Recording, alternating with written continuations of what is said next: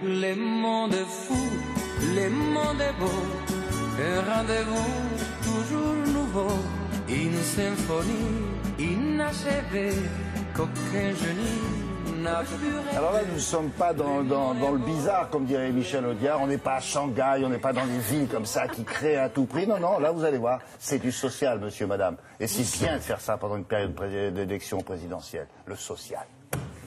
Ah oui.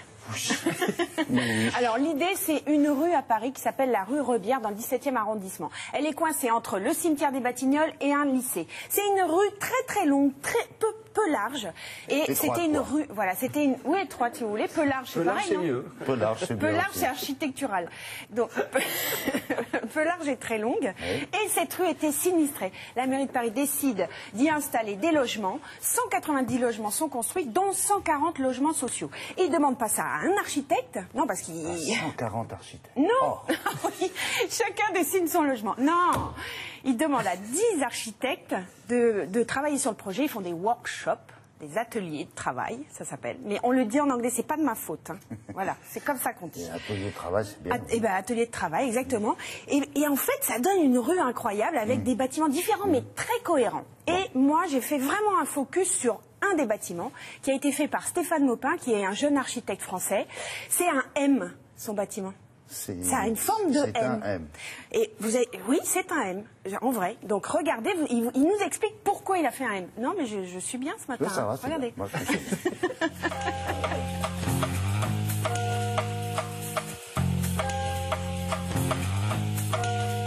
Alors ce projet se trouve dans Paris, dans le 17e arrondissement, dans une rue particulière puisqu'elle est toute en longueur.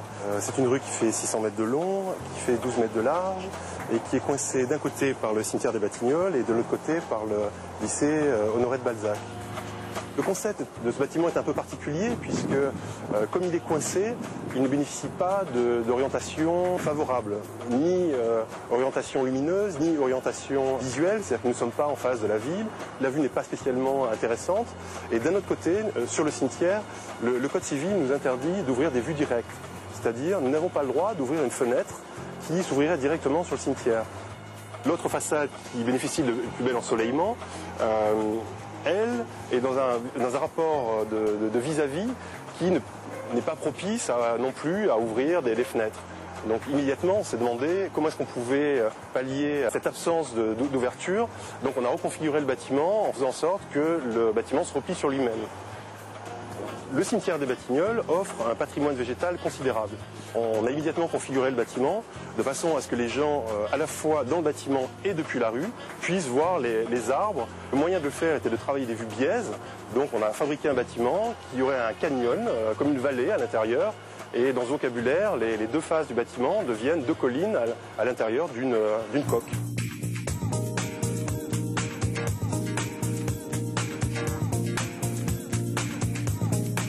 Au fur et à mesure qu'on avance dans le projet et que l'on décide de la nature de ce qui va se passer dans le bâtiment, on trouve intéressant que ces collines soient habitées par les cabanes. Donc le vocabulaire a été immédiatement de choisir un matériau commun, industriel, qui rappelle le loft. L'acier galvanisé, qui est l'habillage de l'intérieur du bâtiment, est quelque chose qui fonctionne très bien.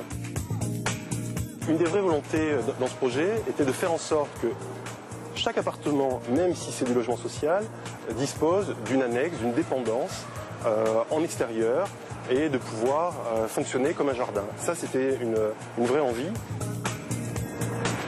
Là, ce bâtiment essaie de dire qu'il n'y a pas de fatalité à avoir une façade linéaire, mais qu'elle crée des terrasses et non plus des balcons étriqués, mais vraiment quelque chose de large pour lequel on peut avoir une vie au grand air. Ça fait un W. Alors c'est un M, à côté il y a le L, oui. Et après il y a le H. Toute la rue, ils ont... Oui, voilà. Oh. Ben oui.